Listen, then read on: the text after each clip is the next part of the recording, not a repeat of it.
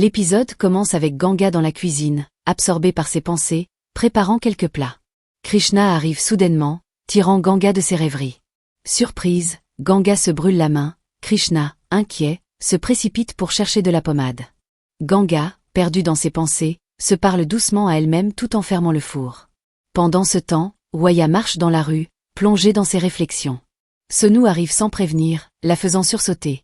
Ils échangent quelques mots, et Sonu, avec un air complice, lui raconte quelque chose. Convaincue, Waya décide de suivre son conseil. Le jour se lève, et Sagar, déterminé, se précipite vers le tribunal.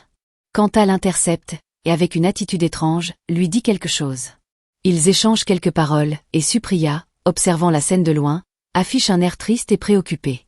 De l'autre côté, Waya tente de manipuler Ganga. Elle lui murmure de mentir au tribunal concernant l'affaire. Avec une voix douce mais perverse, elle insiste que même en disant un petit mensonge, son Dieu la comprendra. Ganga écoute, mais reste troublée. Sagar, avec émotion, touche les pieds de sa grand-mère et de sa mère en signe de respect. Il se dirige ensuite vers son frère, Pulki, et ils échangent un regard complice avant de se serrer dans les bras. Sagar salue également sa belle-sœur en lui touchant les pieds, puis prend son départ.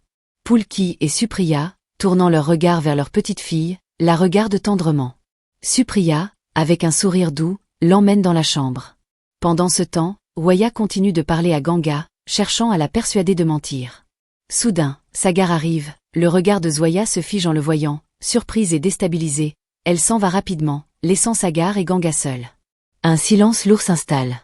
Ils se regardent en silence, et Ganga, visiblement bouleversée, s'éloigne pour se rendre dans une autre pièce, où elle pose ses affaires sur la table. Sagar la suit et tente de lui parler, mais Ganga, les yeux remplis de tristesse, refuse d'entendre quoi que ce soit. Il insiste, parlant avec une douceur mêlée de désespoir, mais elle s'obstine à ignorer ses mots. Alors que la tension monte, Sagar prononce une phrase qui semble tout changer. Ganga, blessé, se retourne brusquement et lui répond avec une sévérité inattendue, laissant transparaître toute la douleur qu'elle retient depuis si longtemps. Le tribunal est maintenant rempli de monde. Sagar et Ganga sont assis côte à côte, l'air lourd de tension. Le juge entre, suivi de Kashish, qui amène Krishna. Le juge commence à parler, et tout le monde retient son souffle. Pendant ce temps, Supriya, avec des gestes tendres, habille sa petite fille. Pulki entre, et d'une voix douce, lui parle. Ils échangent quelques mots avant que Pulki n'emmène leur fille à l'extérieur. Supriya, inquiète, confie ses craintes à son mari. Elle redoute que l'arrivée de Krishna à la maison ne change la manière dont Juhi sera aimée. Pulki, avec des mots rassurants et réconfortants, parvient à la calmer. Un sourire timide éclaire finalement le visage de Supriya. Au tribunal, Sagar défend sa cause avec passion. Ganga, déterminé, fait de même. À tour de rôle, ils se confrontent, les tensions montant à chaque échange. Sagar jette un regard tendre vers sa fille et déclare, d'une voix emplie d'émotion, qu'elle a besoin de l'amour de son père pour être pleinement heureuse. Krishna, en entendant cela, sourit doucement, un éclat d'innocence dans ses yeux. Ganga, prenant la parole à son tour, présente des documents avec une voix tremblante mais ferme. Elle rappelle au tribunal que Sagar n'a jamais fait partie de leur vie auparavant et qu'ils n'étaient pas mariés. À ce moment-là, des larmes silencieuses commencent à couler sur ses joues, témoignant de la douleur profonde qu'elle ressent. Krishna, voyant sa mère pleurer, se précipite vers elle et essuie doucement ses larmes, lui murmurant de ne pas pleurer, car si elle pleurerait aussi. La cour, émue, observe cette scène avec stupéfaction, touchée par l'intensité du lien entre la mère et la fille. Kashish s'avance et prend Krishna dans ses bras, tentant de calmer la situation. Sagar, de son côté, est profondément bouleversé en voyant celle qu'il aime pleurer devant lui.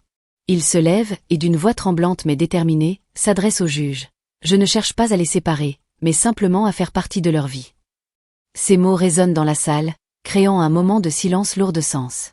Ganga se lève brusquement, le regard plein de défi, et prend la parole à nouveau. Il se confronte une fois de plus, chaque mot jeté comme une arme. Ganga, dans un moment de désespoir, demande au juge d'ignorer ce que Sagar vient de dire.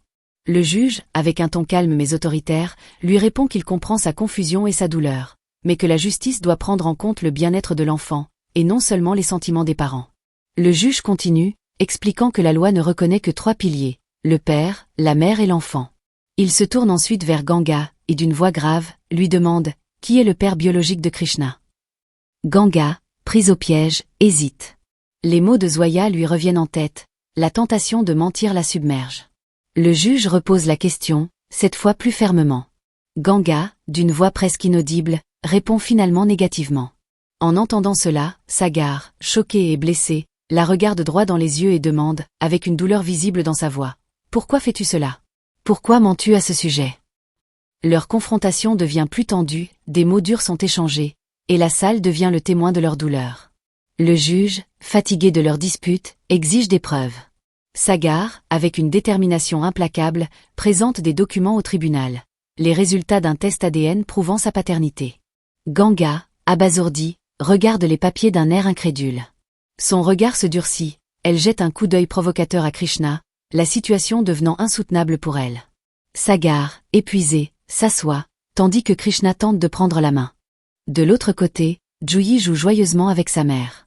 Kanta entre dans la pièce avec un air sérieux, appelle Niru et lui tend des biscuits. Le tribunal a accepté la requête de Sagar, dit-elle, la voix teintée d'inquiétude. Elle continue de parler, expliquant en détail la situation à son fils, qui l'écoute attentivement, le visage marqué par la gravité des nouvelles. Pendant ce temps, l'atmosphère est tendue chez Ganga. Elle crie sur Krishna, la voix empreinte de colère et de déception. « Comment as-tu pu aller faire un test avec Sagar sans m'en parler ?»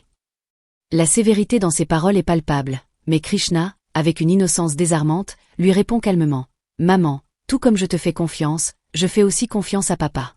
Sagar est mon père. » Ces mots frappent Ganga comme un coup de poignard. « Je t'interdis de dire ça, » rétorque-t-elle, la voix tremblante de frustration.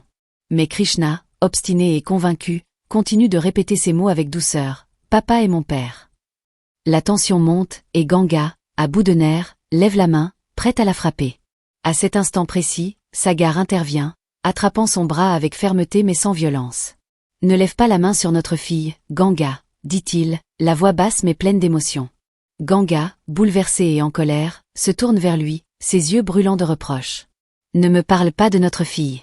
Tu n'as jamais été là pour elle. » Sagar, avec une sincérité douloureuse dans le regard, lui répond. Je ne veux pas te la prendre, Ganga. Je veux seulement vivre avec vous, tous ensemble, sous le même toit. Mais leur voix monte encore, les disputes s'enchaînent, les mots deviennent des armes, chacun tentant de défendre son point de vue. Krishna, les observant, ne supporte plus la scène. Avec des larmes aux yeux, elle crie « Arrêtez de vous chamailler !» Un silence tombe dans la pièce. Krishna, tremblante d'émotion, continue « Je veux juste être heureuse avec vous deux, comme les autres enfants le sont avec leurs parents. Mais si vous ne pouvez même pas vous parler, comment pouvons-nous être heureux ?» Après ces mots, elle se dirige vers sa chambre, la tête basse, et ferme la porte avec tristesse. Ganga et Sagar se regardent, ébranlés par la détresse de leur fille. Sagar, le cœur lourd, détourne les yeux et s'en va, laissant Ganga seul avec ses pensées et le poids de cette dispute. Avec cette tension, l'épisode se termine. Merci d'avoir suivi jusqu'à la fin. Si cette vidéo vous a plu, abonnez-vous et activez les notifications pour ne rien manquer. Chaque abonnement compte et nous motive à vous offrir encore plus de contenu de qualité. À la prochaine.